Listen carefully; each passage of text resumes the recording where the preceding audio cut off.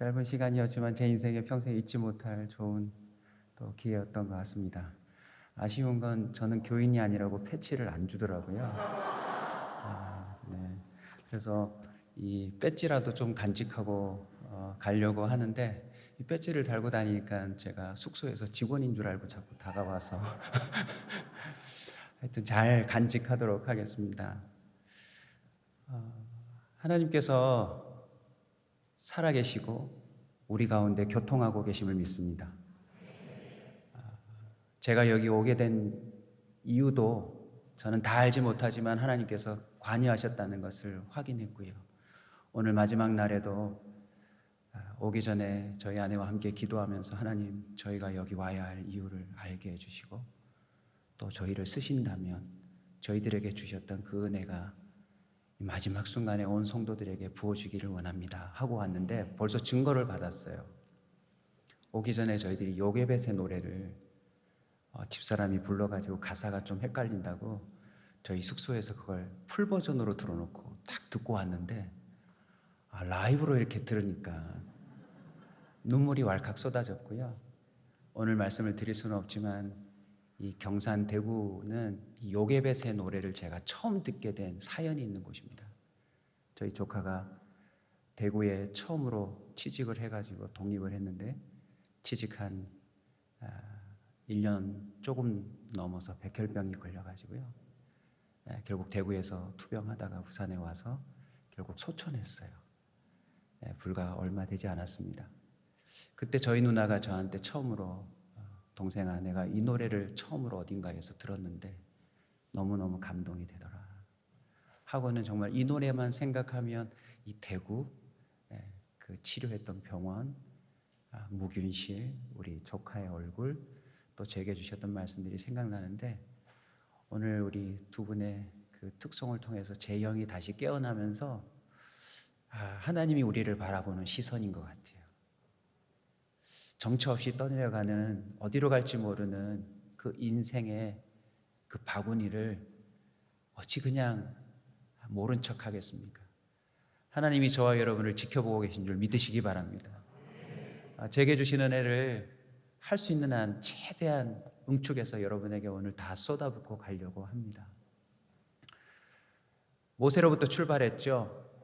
그가 어느새 하나님과 시선을 맞췄지만 그의 인생도 주님을 따라 나서서 참 많은 변화와 성숙을 경험했지만 마지막 순간에 왜 한계가 드러나지 않습니까? 그 분을 참지 못하고 주님의 말씀대로 온전히 순종하지 못했다가, 모세야 너는 여기까지 하고서는 그냥 느보산에서 마지막 순간을 맞이해야 했습니다. 예수님의 제자들도 평생에 금을 깃고 금을 던지고 반복적인 이 벗어날 수 없는 삶을 살다가 예수님의 그 호명하심에 시선을 맞추고 따라 나섰죠. 그래서 그 걸음 가운데 얼마나 신나는 일들이 많았습니까? 그런데 그들 역시 한계에 부딪힙니다. 저와 여러분도 동일한 심정일 겁니다. 그죠? 저도 수영로교에서 특세를 얼마나 많이 했겠습니까?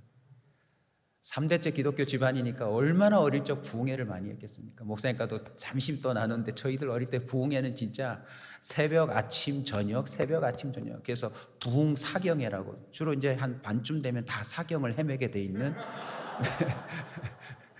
네. 설교도 얼마나 긴지요. 했다 하면 2시간씩. 네. 기도 안 하고 있으면 강사가 와서 막 등을 두드리면서 기도하라고 막 부르짖던 그런 시대에 살았던 전데, 어느 순간에 한계에 부딪히더라고요. 오죽하면 하나님이 우리를 너희는 다 양 같아서, 뭐 같다고요?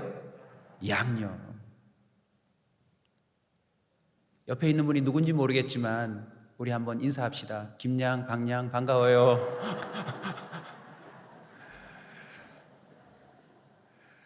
오죽하면 양에 비유했겠습니까? 양이 얼마나 보기에는 좀 귀여워 보여도 대책 없는 동물이더라고요. 대책 없는 동물.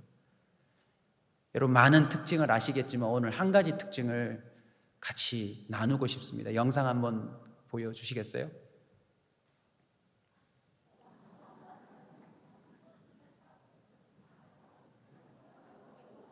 우리 박수 한번 칩시다.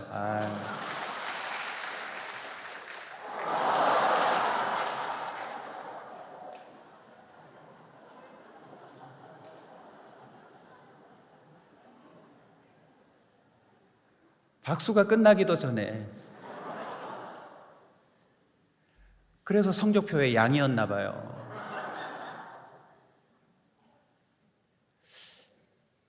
우리 모두 웃었지만 이 첫날 봤던 영상하며 지금 보는 영상하며 우리 아닙니까?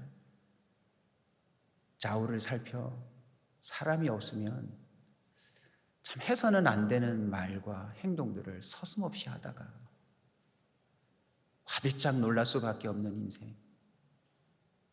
간신히 주님이 우리를 그 빠질 수 없는 수렁에서 건져주셨건만 감사합니다 해놓고서는 달려가서 또 머리를 깊게 쑤셔받고 꼼짝달싹하지 못하는 게 저와 여러분 아닙니까?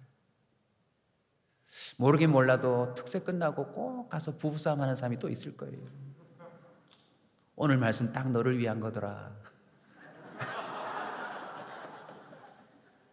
넌 왜 그 자리에 없니? 그러면 가만히 있을 수 있나요? 갔다 온 너는 왜 그 모양이냐?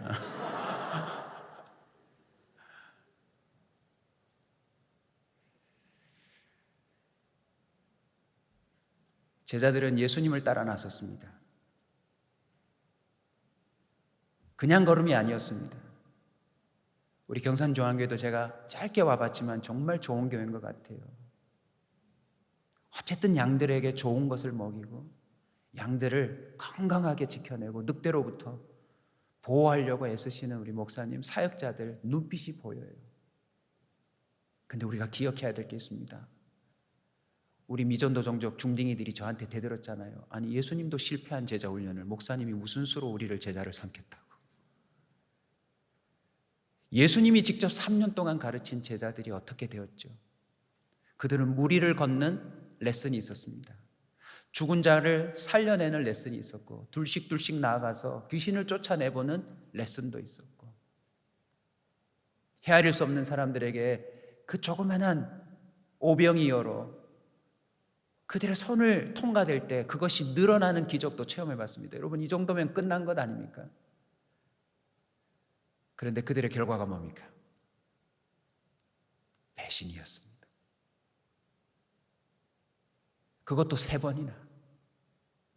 베드로가 뭐라고 그랬죠? 다른 사람 다 주님을 배신해도 저는 안 합니다.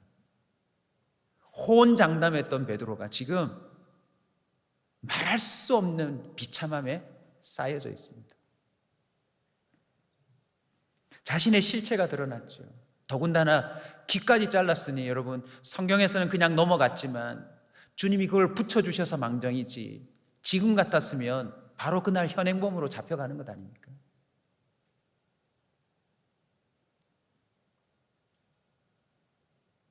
저와 여러분의 삶은 앞으로도 그 실체가 드러날 겁니다. 반면 예수님은 부활하셨습니다. 할렐루야. 랍비인 줄만 알았던 그분이 진정 살아계신 하나님의 아들이었습니다.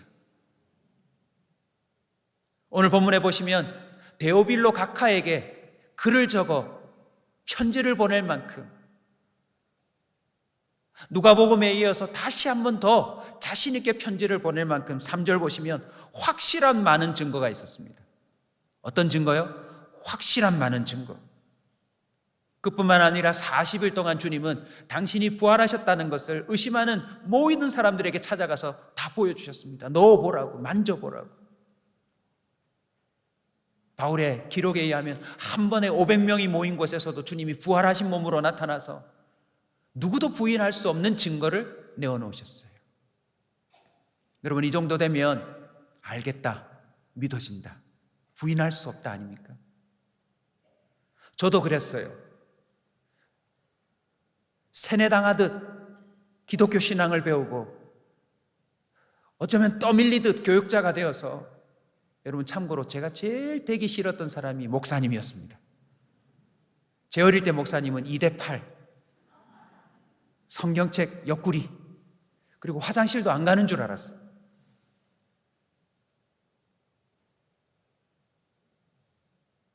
제가 목사가 되어가지고 날마다 앞장서서 뭔가를 해야 되는 그 자리에서 어느새 저도 알아버렸어요. 주님 알겠더라고요. 믿어진다. 사실이구나. 이거 누구도 부인할 수 없는 증거구나. 저도 체험을 많이 했거든요. 참 많은 간증들이 있어요.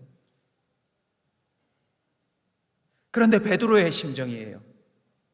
So what? 난 아무것도 변한 게 없어요. 더 부끄럽게 실이 예수님이 부활하셔서 베드로 지금 풀이 죽어가지고 다시 그물 던지면서 고기 잡고 있잖아요. 그런데 역시 또 허탄이었어요. 주님이 그에게 또 물고기를 잡도록 도와주셔서 여러분 잘 아시는 모나미 볼펜 153 거기서 나오지 않습니까? 153마리의 물고기를 잡았는데 그걸 통해서 다시 한번 예수님이 어떤 분인지를 알고 그거 버려두고 쫓아나와서 조반을 주님이 먹이실 때 눈물 뚝뚝 흘리면서 먹지 않습니까? 내 양을 먹이라, 내 양을 치라, 내 양을 먹이라. 하나님이 나에게 사명 주신 것도 알겠어요.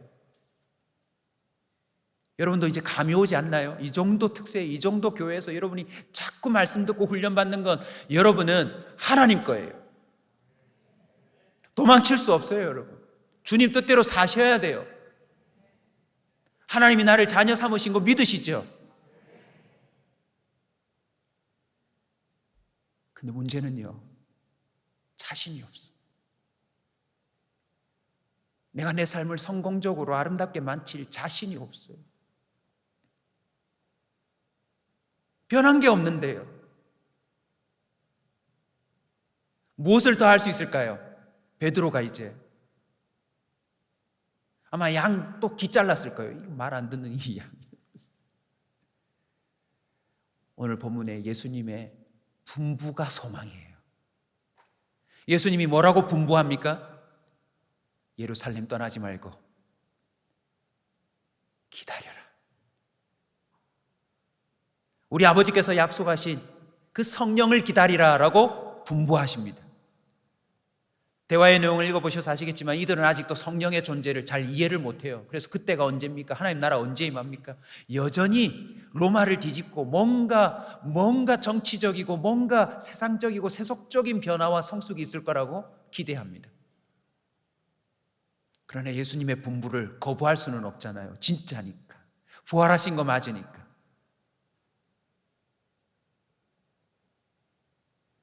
더 놀라운 것은 그 앞에서 예수님이 승천하시네요. 그리고는 이렇게 말씀하십니다. 너희가 본 그대로 오리라. 할렐루야. 여러분 이 구절만 잘 이해하셔도 이단에 빠질 수가 없습니다. 안 그래요, 여러분? 어떻게 모르게 온단 말입니까? 어떻게 자기가 예수입니까? 본 그대로 오신다고 했기 때문에 요즘 시대에 오면 오늘 SNS에 다 올라올 겁니다.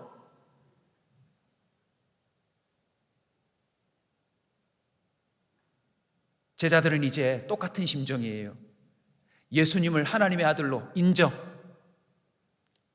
내가 체험했던 그 모든 3년의 주님의 공생애가 다 진리임. 그럼 난 이제 어떻게 해야 되지?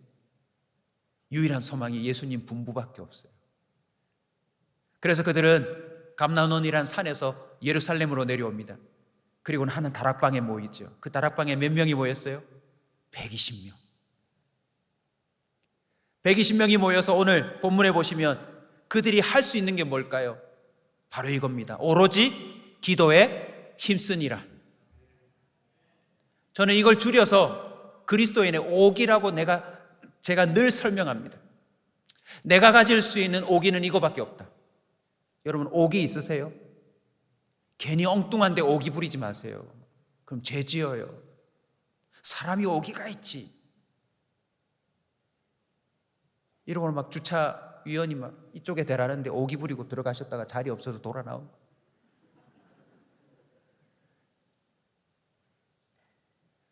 그리스도인이 가져야 될 유일한 오기가 있다면 오로지 기도에 한번 힘써보는 겁니다. 모인 사람의 이름을 보십시오. 제자들 이름 들어와 있고 누구도 와 있죠? 여러분 예수님 어머님도 와 있어요. 뭘 의미하죠? 예수님을 나보고 길러본 자라 할지라도 성령이 아니고서는 소망이 없다는 걸 말해요. 아멘. 그 어떤 인간적인 높은 자격을 가지고 있어도요, 죄인에 불과해요. 예수님과 함께 태어나고 자라난 아우들도 거기 와 있어요. 사람이라면 예외가 없습니다. 우리는 주님이 분부하신 그 성령이 아니고서는 소망이 없어요. 변화와 성숙을 기대할 수가 없습니다. 그들은 언제까지 기도합니까? 여러분, 언제까지 기도할까요? 먼저 한번 질문합시다. 오늘 저녁에 언제까지 기도할까요? 여러분 눈빛이 네가 강사니까 네가 답해라. 우리 힘들다 지금 마스크 쓰고. 네, 제가 답하죠. 성령이 역사하실 때까지. 내 느낌대로 가야 되겠다가 아니라 성령이 역사하실 때까지. 여러분, 기후제가 거의 100%래요. 확률이. 왜 그런지 아세요? 비 올 때까지 하니까요.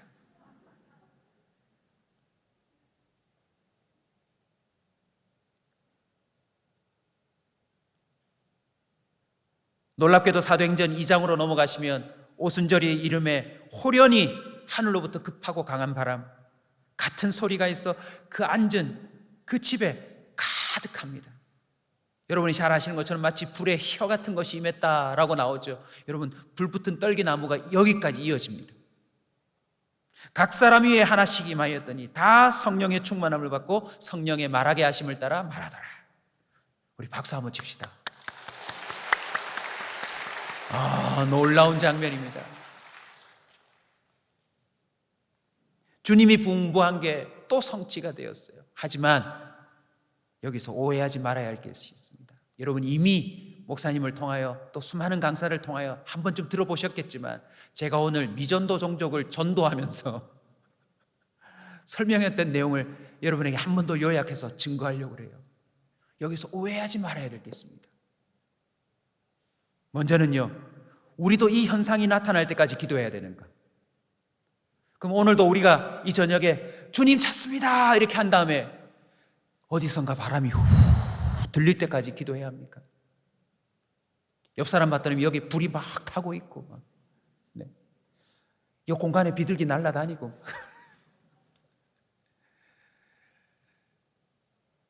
많은 사람들이 이 장면이 자기에게 연출되기를 간절히 바라고 있는 사람들이 있어요.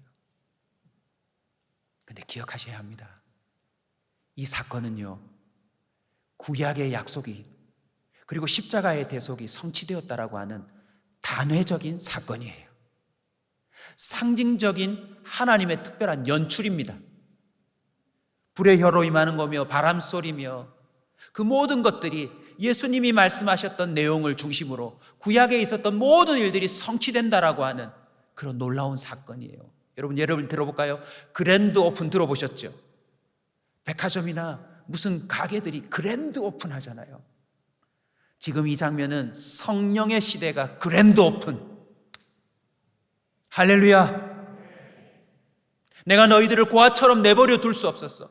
저기 맨날 처박히는 양으로 내버려 둘 수 없어서 이제는 네가 스스로 그 구덩이를 피하여 하나님의 늠름한 양으로 살아갈 수 있도록 주님이 도와주시려고 성령의 시대를 여셨다는 것을 모두에게 알리시는 특별한 세레모니예요, 여러분.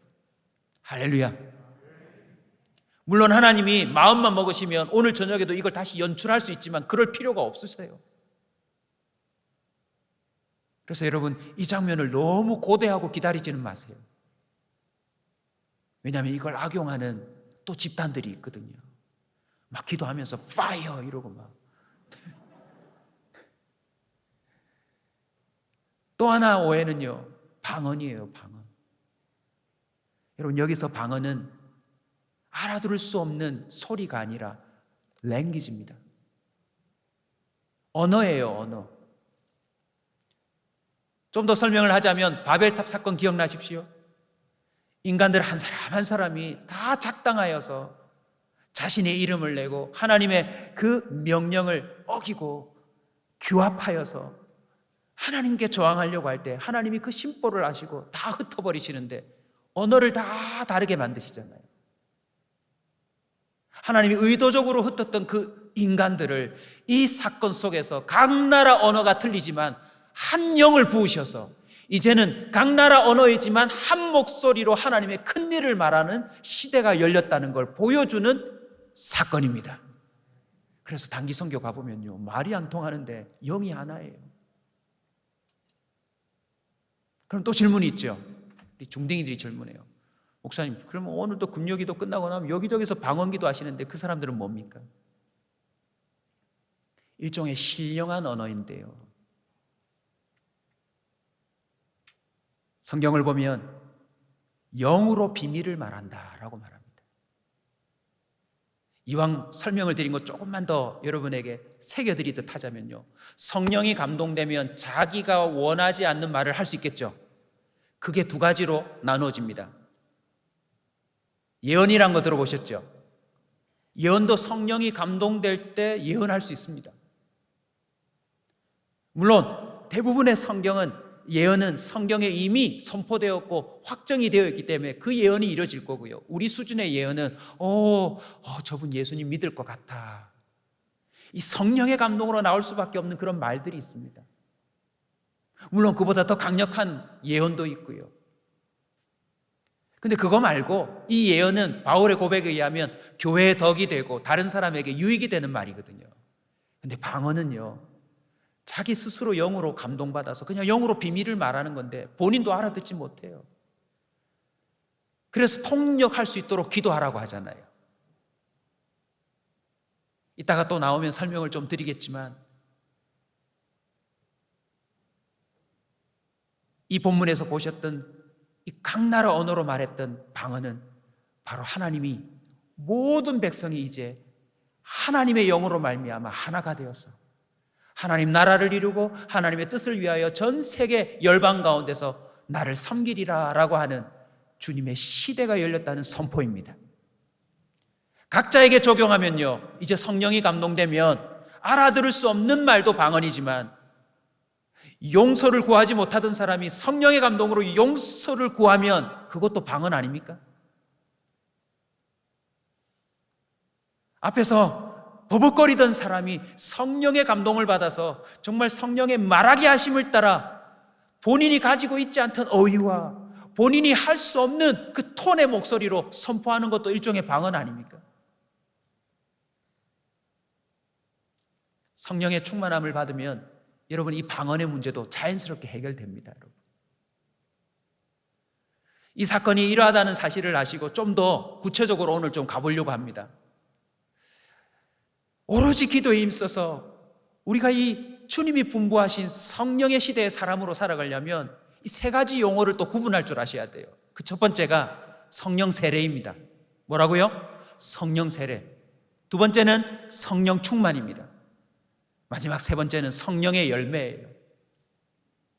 오늘 읽으신 사건은 성령 세례가 최초로 임하는 사건입니다. 할렐루야. 할렐루야. 성령 세례와 성령 충만이 혼돈되거나 헷갈려서 교단이 나누어지기도 합니다. 어떤 교단은 방언을 꼭 받아야 성령 받은 걸로 꼭 그렇게 규정하잖아요. 방언 받았냐?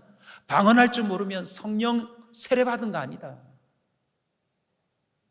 오늘 저는요, 성경이 말하는 가장 기본적인 부분만 여러분에게 선포하려고 합니다.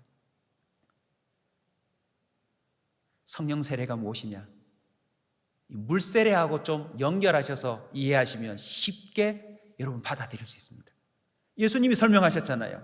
요한은 무슨 세례로? 물 세례로 세례를 베푸지만 예수님은 무슨 세례로? 성령으로 세례를 베풀리라. 할렐루야. 여러분, 물 세례는 공식적인 신앙 고백입니다. 예수님만이 구원자이심을 믿습니다. 물론 그 전에 저는 죄인입니다. 주님으로만 저의 죄를 씻을 수 있고, 주님이 저를 대신하여 죽어주셔서 저를 구원하실 수 있습니다. 주님의 그 가장 기본이 되는 복음을 많은 사람들 앞에서, 특별히 교회 앞에 공식적으로 인정할 때 주는 게 뭡니까? 물세례입니다. 그래서 일종의 공식적인 신앙 고백이 물세례죠. 근데 여러분, 이것은요 전적으로 본인에게 달려 있어요.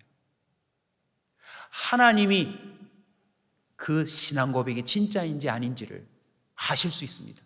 다른 사람 몰라요, 여러분. 안 그렇습니까? 그 사람의 고백이 진실하다면 주님이 선물 주시기로 약속하셨어요. 그 선물이 뭡니까? 성령 세례입니다. 할렐루야. 너의 신앙 고백이 참이다라고 하는 것을 보증하기 위하여 주시는 것이 바로 성령 세례입니다. 할렐루야. 최초로 그랜드 오픈했던 성령 세례는 이런 모양으로 왔지만 그 다음부터는요 여러분 다양하게 나타나는데, 여러분 현상보다도 이것만 기억하십시오. 본인의 신앙 고백이 진실하다면 반드시 성령 세례를 선물로 주십니다.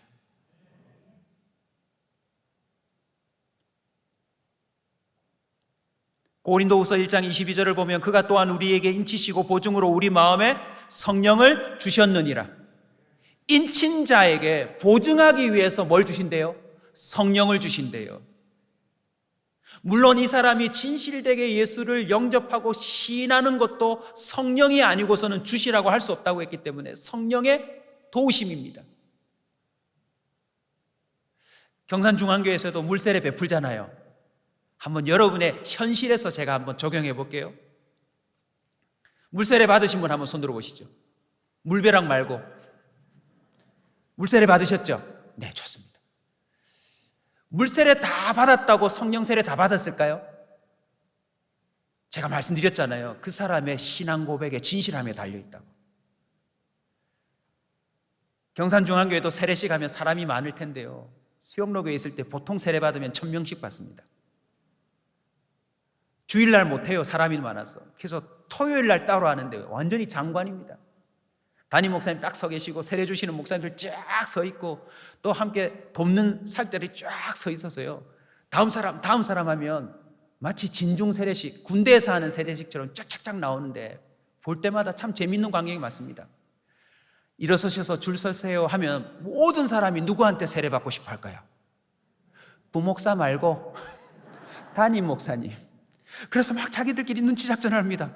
그러고는 막 얼떨떨해 모르는 사람 탁 밀면서 다음 순서 되어서 담임 목사님께 꼭 세례 받으려고 합니다. 왜요? 그렇게 하면 좀 더 신령할 줄 알고. 귀엽죠, 초신자니까. 그러나 기억하십시오, 세례는 사람이 주는 게 아닙니다. 그 사람이 진실로 신앙 고백하면 하나님이 알아보십니다. 자, 세례 받는데 다양한 현상이 나타납니다. 내가 성부와 성자와 성령의 이름으로 세례를 주노라 하면 뭐 한 겁니까? 물세례 받는 거잖아요. 받을 때 여러 가지 증상이 나타납니다. 어떤 분들은 딱 받고 딱 나올 때 저는 뒤에서 앉아서다가 보기도 했거든요. 나오면서 에이 이분은 뭐만 받은 거? 그냥 물 세례만 받은 거. 성령 세례 있다 없다? 함부로 판단할 수 없지만 이분의 지금 드러나는 증상으로 볼 때는 성령 세례가 아닐 확률이 높습니다. 제 말 잘했죠? 확률이 높습니다. 아니다가 아니고. 또 한 분 어떤지 압니까? 걸어 나올 때는 막 눈치 싸움 했는데 저 끝에 볼품없어 보이는 부목사님 한 분이 머리에 손을 얹었는데 갑자기 1번 물이 차워서 그렇다. 2번 담임 목사가 아니요, 억울해서 그렇다. 3번 성령이 임하셨다. 3번일 확률이 매우 높아요. 지금 다음 사람 나가서 다음 사람 오는데 못 일어나요. 본인이 못 일어나. 그 사람의 고백과 물세례와 성령 세례가 함께 임하는 순간이에요. 또 한 사람이 있습니다. 세례 받기 전에 일어나는 순간 벌써 1번, 세례받으면 다시는 못 빠져나올 것 같아서.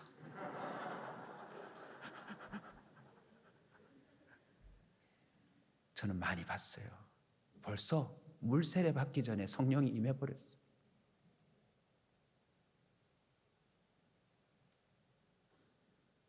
성령의 유심히 보십시오. 사도행전부터 서신서를 보시면 제가 말한 증상이 구분되어서 나타납니다. 물세례와 성령세례가 동시에 임한 대표적인 인물이 예수님, 그리고 그 외의 인물들도 있습니다. 성령의 세례가 먼저 임하고 물세례를 나중에 받은 사람 바울, 물세례를 먼저 받아놓고 성령세례를 한참 뒤에 받은 사람, 제자들을 비롯해서 그 뒤에 바울이 가고 제자들이 가서 그럽니다. 너 세례 받았느냐? 그랬더니 요한의 세례만 안 돼요. 성령이 계신 줄도 몰라.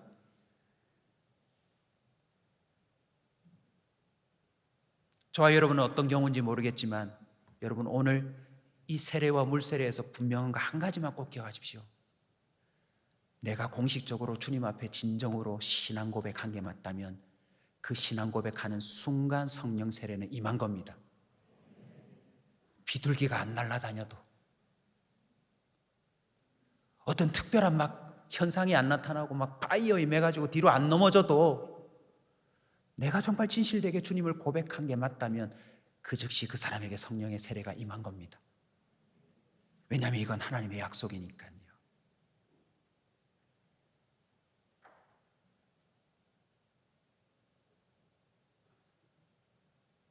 또 하나는 성령 충만입니다. 성령 충만은요, 성령 세례 받은 사람이 그 이후에 살아가면서 누리게 되는 은혜입니다. 그래서 좀 더 구분 짓자면 성령 세례는 신분이 바뀌는 거, 할렐루야, 소위 거듭나는 겁니다. 좀 더 이해를 시키자면 여러분 창세기 가보시면 사람이 흙으로 빚어져서 생기를 불어넣었더니 생명이 된지라라고 돼 있죠. 그 구절을 조금 묵상해 보시면 이 신약 시대에 하나님의 영이 들어온다고 하는 것이 좀 더 깊이 이해될 수 있습니다. 내 육체가 있고 내 고유의 영이 있는데 내 안에 하나님의 영, 양자의 영이 들어오시는 거예요. 그게 성령 세례인데 그 이후에부터 그 사람 속에 성령의 충만함이 임하는데 그것은 바로 성령의 세례가 신분의 뭐라고요? 변화라면 성령 충만은 성품의 변화와 연결되는 겁니다. 성령 세례를 통하여 이 사람이 죄인에서 의인으로 거듭났다면 성령 충만은 그 사람이 하나님의 사람으로 살아갈 수 있도록 도우시는 은혜요, 동시에 하나님의 사명을 감당할 수 있도록 때로는 은사적인 영역에서 도우시는 하나님의 강력한 역사를 말합니다. 아멘. 좀 더 쉽게 말씀드리겠습니다. 성령 충만은요, 하나님의 다스리심이에요. 다스리시면 어떤 일이 벌어집니까? 감화 감동을 받아요. 그래서 성품이 바뀌고, 또 때로는 베드로가 배신했던 그가 예수님을 못 박았던 대제사장과 서기관들 앞에서 담대히 말함을 보고 학식이 없었던 인간이 그때 성령이 충만하여 말했다라고 말하잖아요. 이해되세요? 더 결정적인 게 있습니다. 은과 금은 없지만 나사렛 예수 이름으로 일어나 걸으라 라고 말할 때 질문 드립니다. 베드로가 말한 건가요? 베드로 속에 계시는 성령이 말씀하신 건가요? 이해되시죠?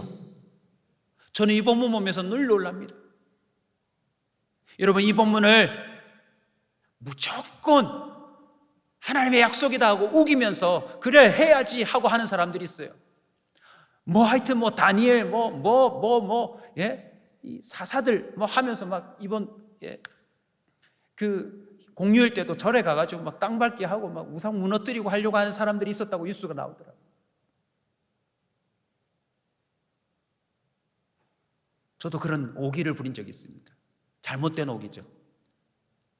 경산중앙교회는 어떤지 모르겠지만 이 큰 교회 주변에는 항상 구걸하시는 분이 많아요. 그래서 어느 날 하필 이 본문을 설교했는데 딱 나갔는데 하체에 커다란 고무를 끼시고 땅바닥을 기시면서 찬송가 틀어놓고 구걸하시는 분이 계시더라고요. 기회가 왔다. 오늘 설교했고 나는 오늘 이 설교를 했고 주님이 마침 그 사람을 내 앞에 보이셨으니, 그것도 어디서요? 성전 미문 앞에. 우리 성도들 내 곁을 지나가고 있고, 우리 미전도 종족들 내 뒤를 따르고 있고, 내가 오늘 은과 금은 없지만 이분 한번 일으키면 나는 바로 이 미전도 종족의 주장으로 등극하는. 진짜요. 부담이 되더라고요. 왜 오늘 설교했으니까요. 근데 할 수 있다 없다? 못해요. 내 안에 계시는 성령이 강력하게 나를 떠밀지 않으면 그 말 못합니다. 너 예수당이지, 그 말에 부끄러워서 도망쳤던 베드로가 은과 금은 없지만 내게 있는 것으로 내게 주노니 예수의 이름으로 일어나 걸으라 라고 말할 수 있는 건 성령 충만의 역사입니다. 아멘. 그날 주님이 성령으로 내게 충만하지 않으신 이유를 제가 깨달았어요. 사실 좀 부끄러웠거든요. 너무 부끄러워서 1,000원 넣어드리고 갔어요. 우리 중딩이들 뒤에서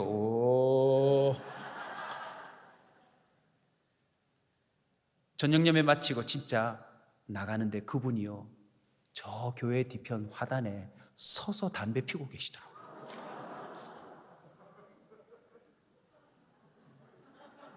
그날 말했으면 일어날 수도 있었는데, 담배 한 갑 드리면서.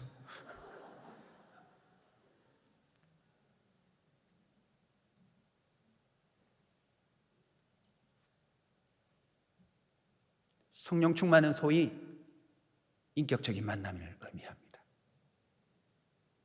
성령 세례를 받았지만 많은 사람들이 성령의 실체를 모르고 사는 경우가 많대요. 그래서 바울이 너무 그런 사람들한테 화가 나가지고 고린도 교회 사람들에게 이렇게 말했죠.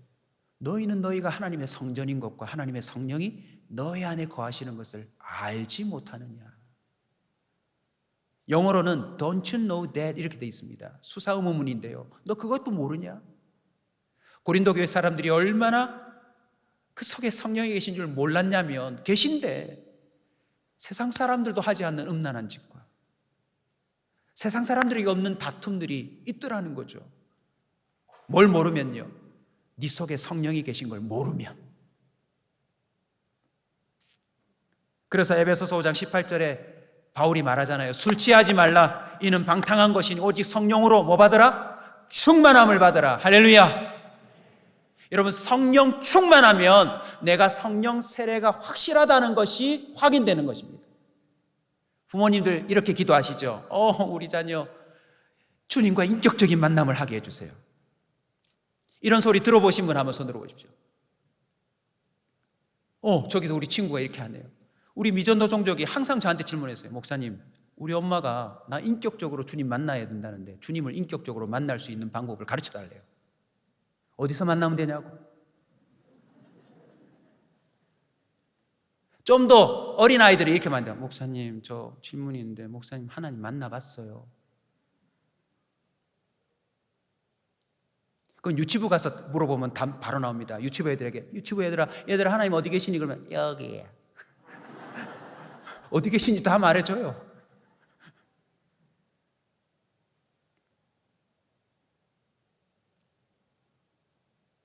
결론부에 가서 인격적인 만남 말씀드리겠지만요, 성령 충만하면 내 안에 계시는 성령의 인격이 나를 통해 나와요.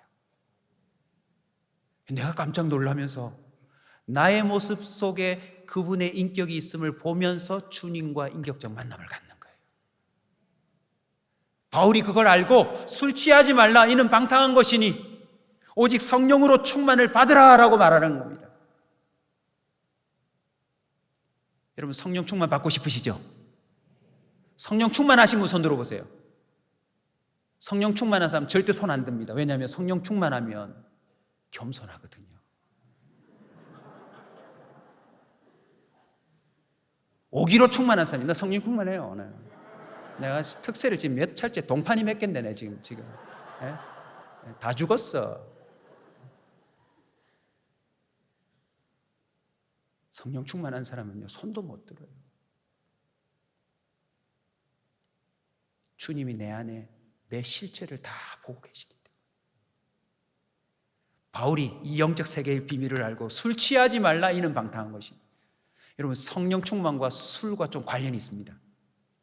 제가 오늘 우리 중딩이들한테 가르쳐줬던 거 여러분 이 100만 불짜리인데 가르쳐 드릴게요. 또 우리 애들이 그러더라고. 그러면 나를 성령 충만하게 해보세요, 목사님. 그래가지고 막 웃기면 저보고 성령이 아니고 썰렁 충만하구만 뭐 이래죠. 성령 충만 가르쳐 드릴게요. 여러분 술 드셔보신 분 손 들어보세요. 네. 담임 목사님 저보고 계시니까 괜찮아요. 네. 여러분 안 봐요. 자, 술이 있습니다. 자, 이렇게 해보겠습니다. 오늘 비서 목사님이 깜빡하고 여기다가 시원한 소주를 여기다 담아 놓으셨어요. 모르고. 제가 이걸 뭐 한 겁니까? 우리 영어로 좀 합시다. 테이크. 잡은 거죠? 근데 이걸 테이크만 하면 소용이 없어요. 술은 뭐 해야 됩니까? 드링크 해야 돼요. 그죠? 술은 안 먹어봤지만 그대로 해야 되겠네요.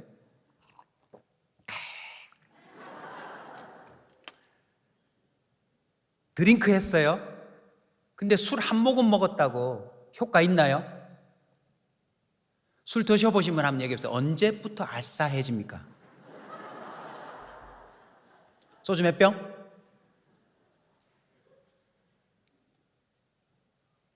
제가 못 모르고 이걸 다 마셨어요. 술을 안 먹어봤으니까 설교하던 인간이 어떻게 됩니까? 괜찮으세요, 여러분? 오늘 마지막 날입니다. 참 행복했었어요.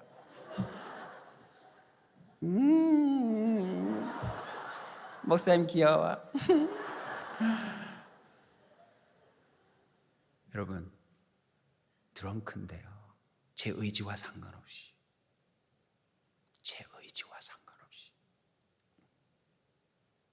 저와 여러분의 안타까움이 뭔지 아십니까? 술은 1차, 2차, 3차까지 가더라고요. 기도회는 1차로 끝나요. 주님 찾습니다. 제가 오늘 배웠어요. 우린 보통 주여 3창인데 경산중앙교회 주님 찾습니다 이러는데 제 마음에 불이 일어나더라고요. 주여는 잘못 들으면 주기야 이렇게 되거든요. 잘못 들으면 2단으로 보여요. 주님 찾습니다. 이게 참 좋네요. 주님 찾습니다. 기도했는데 1시간이 지났는데 가슴이 왜 이렇게 답답하노? 기도가 이렇게 안 되노? 이러면 어떻게 해야 돼요? 대부분 사람들이 지금 집에 가자. 안 되겠다. 집에 가자. 이게 문제예요.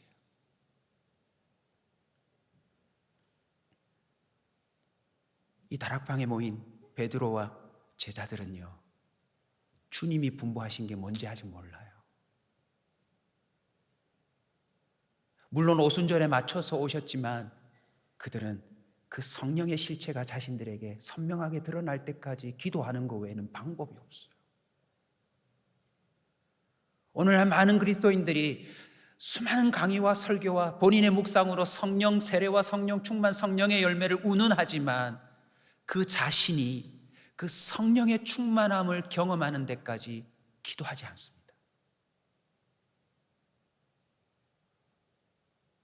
큐티 하자고 그러면 성경 한 장 읽는 걸 힘들어해요. 자기 스스로 오늘 너무 많이 읽었다 안 됐다. 너무 10장이나 읽다니 지금 안 되겠다. 10장 있을까? 이번 주 털까 쉬어도 되겠다.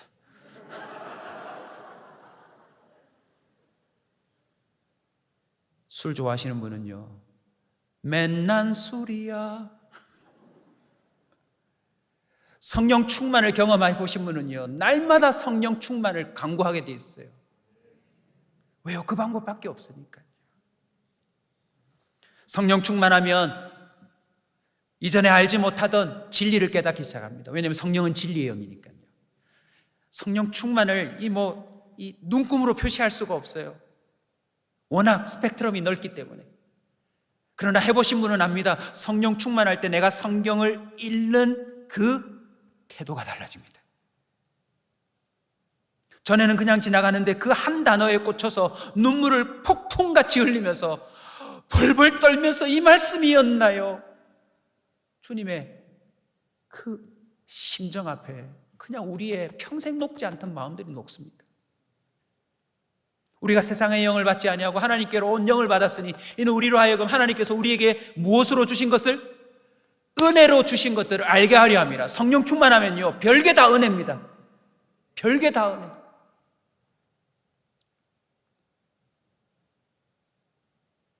살아있는 것도 은혜고, 남편이 있는 것도, 속속이는 자식이 있는 것도 은혜고, 성령이 그걸 깨닫게 해주세요, 여러분. 그뿐입니까? 그 사람에게 없던 능력이 나타나요.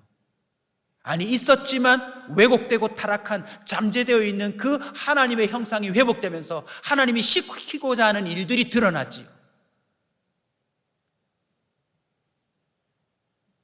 그래서 거기에서 기적이 일어나는 것입니다.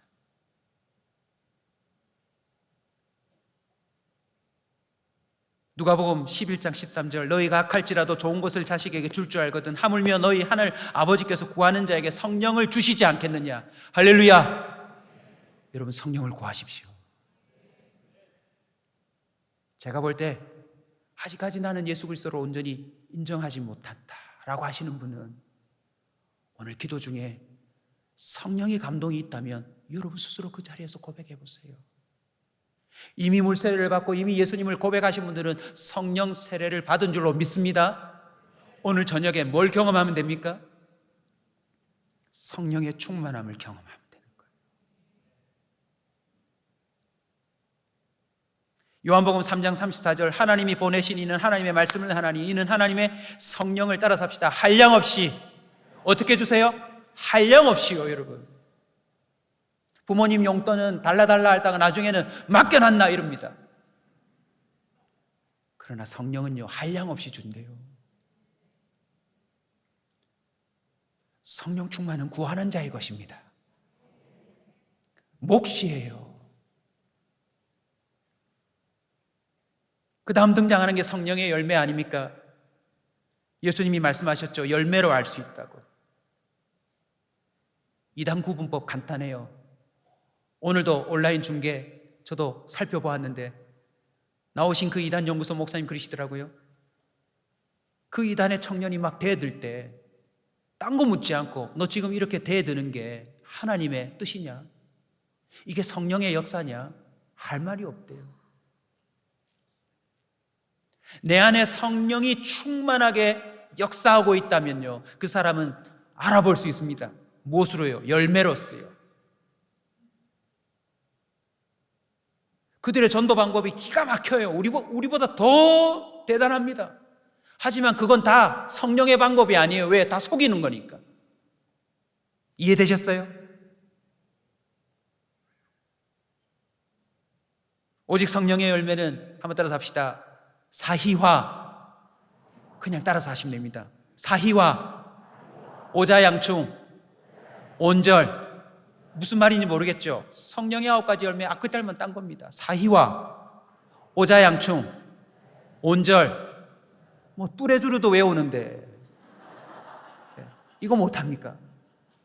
사랑과 희락과 화평과 오래 참음과 자비와 양성과 충성과 온유와 절제, 사희화, 오자양충, 온절. 이게 나에게서 나오기 시작하면 스물스물이라도 내가 지금 성령 충만함이 일어나고 있구나. 내가 지금 직기가 아니라 성령의 충만한 기운이 내게 드러나고 있구나. 성령의 인격이 나는 죽고 이게 조금씩 드러나고 있구나 알 수 있는 겁니다. 오늘 제가 드릴 내용은 정리를 해드렸는데 어떻게 좀 정리가 되세요? 이러한 내용들을 알기 시작했는데 제가 갈급하더라고요. 내가 성령 세례는 받았구나. 그런데 내 안에 성령이 계신지 잘 모르겠더라고요. 어느 날 이런 설교를 우리 담임 목사님 하셨어요. 제가 부교육자로 있을 때. 우리 목사님이 늘 하시는 레파토리가 있거든요. 우리 목사님도 이 레파토리가 있으실 거예요, 그죠? 목사님 여기 오신 지 이제 12년 되셨기 때문에 여러분 좀 덜한데 저는 부교육자로 15년이 있었잖아요. 목사님이 그 교회를 개척하셔서 거의 30년, 40년을 목회하시는데 레파토리가 똑같습니다. 간단해요. 강도사 인허 받으실 때 눈밭에서 기도하셔가지고 벼랑 끝에서 죽으려고, 하나님이 나를 부리지 않았으면 그냥 자살은 할 수가 없고 기도하다가 떨어져 죽었으니 일종의 순교니까. 그래서 눈밭에서 기도하셨는데 막 눈이 녹도록 땀이 임하면서 내가 너를 불러놓으라 이렇게 하셨대요. 그리고 하여튼 막 있어요. 딱 순서대로 있어요. 순서대로. 네. 우리끼리 앉아서 또 시작하신다. 우리가 뒤에서 막 주임새를 넣죠. 제가 왜 이렇게 얘기하냐면 그냥 그 부로 들렸어요. 아, 그렇구나. 또 저 얘기시네. 근데 제가 중3층 딱 앉아서 안내 서고 금요 기도에 앉아있는데 목사님이 그날도 그러시더라고요. 사랑하는 성도 여러분, 끝을 내세요. 하나님이 감동 주실 때 그날이 기회예요. 끝장을 내세요. 끝장을. 하나님이 나를 붙들고 있다는 그 사실. 끝장을 내세요 하는데 제가 성령이 저를 터치하시게 느꼈어요. 오늘 수천 명이 여기 와 있는데 저 담임 목사님의 저 간절한 요청과 권면을 과연 몇 명이나 순종할까? 주여 삼창하고 기도 음악 틀면 마치 극장의 영화 끝나듯 다 나가버려요. 그날 저기 앉아서 과연 누가 갈까 하는데 저도 모르게 제 속에서 내가 가자. 내가 가자. 저 목사님의 간절한 저 부르짖음에 단 한 사람 나라도 한번 순종하자 하고서는 철회가 끝나서 기도하다가 사람들 다 나간 다음에 이래서는 안 되겠다 싶어가지고 집에 갔어요. 웃지 마시고요. 집에 가가지고 레깅스 찾아 입고 골덴 바지 입고 파카 입고 등산 가방 꺼내가지고 후레쉬 집어넣고 물 한 병 몇 병 챙겨가지고 여보 나 기도하러 갔다 올게 하고는요 부산에 있는 기도원에 올라갔어요. 산에. 성령의 감동으로 가지만 제 옛사람이 남아있기 때문에 기도원 밑에서 편의점에 들려서 죽지 않으려고 혹시라도 조난당하면 안 되니까 막 하여튼 열량이 있는 초코파이부터 시작해가지고 막 잔뜩 싸가지고 놓고서는 산으로 올라갔는데 산에 혼자 올라갔어요. 시간은 12시가 좀 넘었습니다. 자, 초반부로 갑시다. 꺼내줬지만 또 스스로 들어가는 그 어리석은 양이 제 모습이더라고요. 좌우를 살펴 엄청난 죄를 지은 건 아니지만 내가 생각해도 이건 하나님 없는 사람의 모습이다. 제가 경험해 보니까요, 죄는 언제 짓냐면 하나님이 없다 하는 순간 죄 짓더라고요. 내가 목사로 살아야 되는데 내가 이렇게 형편없이 돼야 되나? 너무너무 답답함으로 터벅터벅 산에 올라가서 산 중턱에 바위에 싹 섰습니다. 여러분, 추운 겨울에 밤 12시 넘어서 산 중턱에 서니까 기분이 묘하더라고요. 아무도 없는데 딱 서서 이제 기도를 시작합니다. 미리 좀 알았으면 주님 찾습니다 이러고 했을 텐데 주여 크게 부르려니까, 왜 교회에서는 인도자가 있으니까 쉬운데 혼자 하려고 하니까 주여 이게 민망해가지고요 잘 안 되더라고요. 한번 해보세요 여러분. 이렇게 서 있는데 다리가 추워서 얼기 시작하고 안 되겠다 찬양도 부르자, 안 되겠다 성경도 읽자 하는데 1시간 2시간 지나도 아무 일이 없더라고요. 아무 일이. 걔 이제 서서 졸았어요. 딱 졸은데 막 여러분 이 밤에 산에 가 있으면 별 소리가 다 집중이 됩니다. 막 서벅저벅 우우우우 새 소리도 막 전설의 고향에 나오는 그 소리 같고, 그냥 졸다가 눈을 떴는데 저기 하얀 천이 펄럭펄럭 지나가는 거예요. 하얀 이러고 이러는데 자세히 비춰보니까 산불 조심이 돼 있더라고요. 그 깃발이 나부켜가지고 12시 넘어갔는데 새벽 한 5시가 되도록 아무 일이 없었어요. 나중에는 너무 속상했어. 에이, 진짜. 막 짜증도 났어요. 아니, 정 목사님한테는 저렇게 해주시고 나는 산불조심 뭐 이런 거 보여주시고 비둘기는 안 오고 오오오 이런 거만 오고 진짜. 그래서 이제 지쳤어요. 철회해 보시면 아시겠지만 서서 있었거든요. 서서.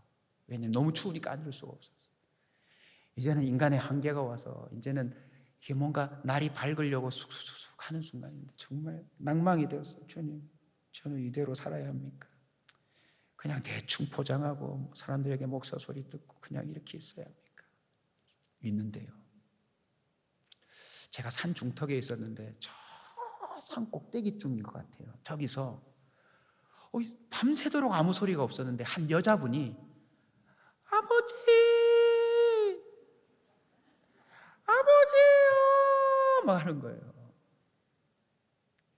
기도원이 없었으면 조난자의 목소리 같았을 거예요.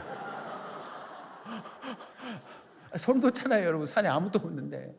근데 여기 기도원이니까 바로 기도하러 오신 분이 하는데, 처음에는 그냥 시선을 끌듯 주목했다가 나중에 성령이 터치하셨어요. 제가 또 한매너 하거든요. 여자가, 나도 이 산에서 지금 이 버티고 있는데 힘든데 저 꼭대기에서 아버지 하는 소리에 내가 얼른 달려가서 내 파카를 벗어주고 싶은 마음, 저 여자를 업고 내려오고 싶은 마음, 아니 뭐 때문에 이 밤에 이렇게 사연이 있어서 이러냐고 들어주고 싶은 마음이 딱 드는 거예요. 그 순간 또 깨달음이 왔어요. 저 여자 소리를 누가 듣겠냐? 네가 여기서 들은 줄 알겠냐? 야, 어설픈 대책 없는 너도 듣고 달려가서 남자랍시고 도와주고 싶은데 저 여인의 소리를 내가 듣고 있다. 너는 왜 아무 소리도 안 내냐? 저를 깨닫게 해주시는 거예요. 저 여자의 소리에 어설픈 인간이 움직이려고 하는 이 역사를 보면서 하나님이 들으신다면 움직이시겠구나 하는데 너는 왜 소리를 안 내냐는 거예요. 그래서 그 여자가 난 다음에 한참 뒤에 제가 아버지 했는데요, 놀라운 일이 벌어졌어요. 금정산에서 외쳤는데 아버지, 아버지, 아버지, 아버지, 아버지, 아버지, 아버지. 제가 농담이 아닙니다. 저 그런 줄 몰랐어요. 제가 해본 건 야호인데 아버지, 아버지, 아버지, 아버지, 아버지 돌아서 제 등 뒤에서 산에 부딪혀서 타고 오는데 눈물이 터지고 아버지, 아버지, 아버지, 아버지, 아버지 하는데 그때 눈이 열렸어요. 제가 서 있던 바위가 우리 어머님이 제가 5살, 6살 때 저를 업고 우리 3남매를 업고 와서 철야기도 하던 바위였거든요. 그 어릴 적 뒤로는 제 스스로 한 번도 올라간 적이 없어요. 근데 하나님이 내가 너를 목사 만들려고 일찍이 구별해서 아무것도 모르는 너를 네 어미 손에 붙들려 이 바위에 세워놓고 기도를 시켰는데 넌 왜 이제야 올라왔냐? 아무 말도 안 하는데 그냥 그게 계속 떠올라요. 그리고 또 저는 아버지, 아버지, 아버지, 아버지 하는데, 여러분 제가 태어나서 제일 먼저 본 사람이 누군지 아십니까? 목사입니다. 저희 아버님이 선원이셔서 1년마다 배를 계약하고 미주나 유럽이나 이렇게 돌아다니시는데 우리 어머님이 저를 낳을 때 아버지도 안 계시고 3남매 막내로 태어나는데 양수가 터졌는데요, 119가 없던 시대 아닙니까? 같이 살아가는 새빵 아주머니들이 웬 남자를 데리고 왔는데 그 동네 목사님을 데리고 왔대요. 그 목사님이 의사 출신이셨어요. 생각나지 않던 그 이야기가 떠오르면서 내가 너를 목사 만들려고 태어나는 순간부터 목사 손에 너를 받은 거 아니야? 그러면서 다큐멘터리처럼 저의 모든 초등학교, 중학교, 고등학교, 수영로 교회 오기까지 하나님의 모든 그 손길들이 순식간에 지나가면서 하나님이 나를 얼마나 사랑하셨는지가 한순간에 밀려오는 거 있죠. 그런데 너는 왜 내가 너를 주목하고 있음을 알지 못하느냐? 왜 좌우를 살펴? 교인이 없으면, 사람이 없으면 너는 네 욕구대로, 네 욕심대로 네가 하고 싶은 말을 하고 네가 누리고 싶은 대로 살아가는.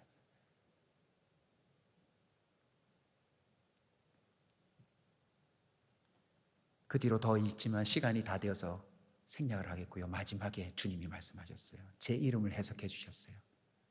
제 이름이 김기봉이거든요. 저는 제 이름이 너무너무 촌스럽다 생각했어요. 어느 아이들이 와서 목사님 영화에 나오던데요. 그래서 저는 드디어 제 이름을 주님이 띄워주시는 줄 알았는데 영화 제목이 뭐 맨발의 기봉이라나요. 우리 또 이 미전도 종족들이 저보고 목사님 왜 신발 신고 다녀요? 너무너무 이름이 좀 촌스럽잖아요.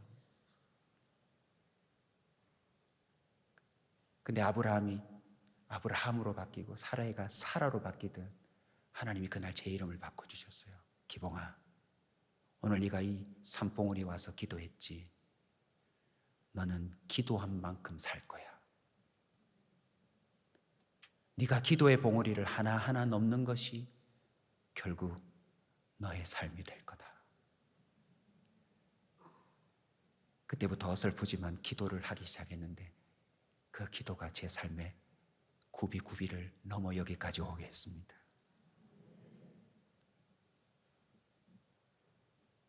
그날 이후로 어떤 일이 벌어졌게요? 안 하던 설거지를 하고요. 제 속에 성령의 인격이 나오더라고요. 저를 보는 사람이 제가 달라졌대요. 감사한 건 우리 집 사람이 제가 많이 달라졌대요. 저희 거짓말 아닙니다. 왜냐하면 우리 집 사람 저기 와 있거든요. 성령이 저를 가만두지 않으시더라고요. 로마서 8장 16절 한번 띄워주시겠습니까? 우리 같이 선포합시다. 성령이 친히 우리의 영과 더불어 우리가 하나님의 자녀인 것을 증언하신다. 할렐루야. 저는 참 감사한 고백을 갖고 있습니다. 여러분과 공유할게요. 저도 앞으로 어찌 될지 모릅니다. 하지만 이것만큼은 저 감사합니다. 성령 세례가 한번 주어지면 성령은 떠나지 않습니다. 그리고 그 성령은 당신의 이름을 위하여 일하시는 분입니다. 제 기도 제목입니다. 주님, 제 영과 더불어 제가 하나님 자녀인 걸 친히 증언해 주세요. 제 영이 맛이 갈 때 절 내버려 두지 마시고 성령이 친히 제 영을 사로잡아서 절 좀 움직여 주세요. 요즘은 부부싸움요 하긴 하지만 하루를 안 넘깁니다. 왜냐하면 성령이 저보고 빨리 가서 사과해라. 우리 집사람 앞에 서면 제가 묘한 걸 보기 시작했는데 저희 집사람 그 동공 속에서 나를 바라보는 성령의 눈빛이 있어요.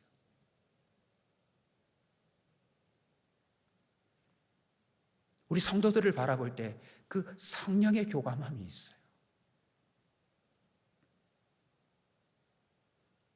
성령이 친히 우리의 영과 더불어 증언하시면 어떤 일이 벌어집니까? 나의 나된 것은 하나님의 은혜라. 보십시오. 성령이 친히 저와 더불어 증언해 주셔서 제가 경산중앙교회까지 왔습니다. 저를 어떻게 알고 부르셨을까요? 저는 정말 숨어 지내는 사람입니다.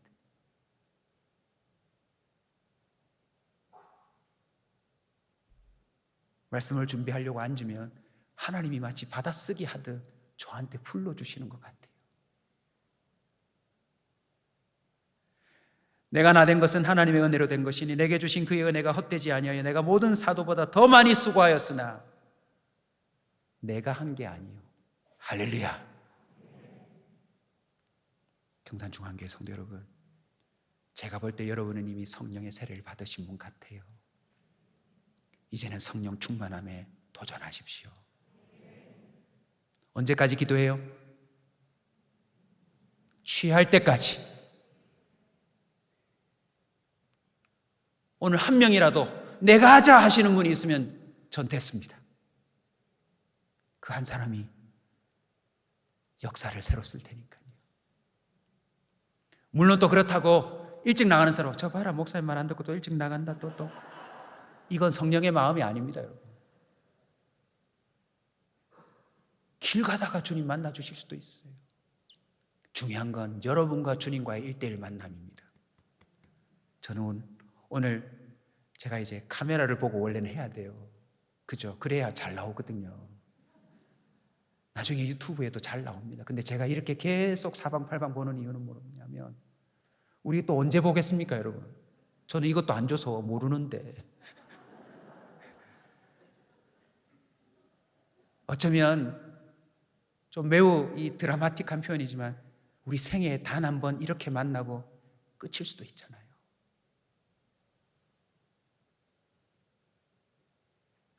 여러분이 꼭 성령 충만했으면 좋겠어요. 그날이 오늘이 되었으면 좋겠고 오늘 이후로 그 성령 충만함이 더해져서 여러분이 천국 가는 그날까지 온전한 사람이 되어서 주름도 없고 흠도 없고 하나님이 원하시는 그 거룩하고 흠 없는 교회로 세워지는 기적이 있기를 주의 이름으로 축원합니다.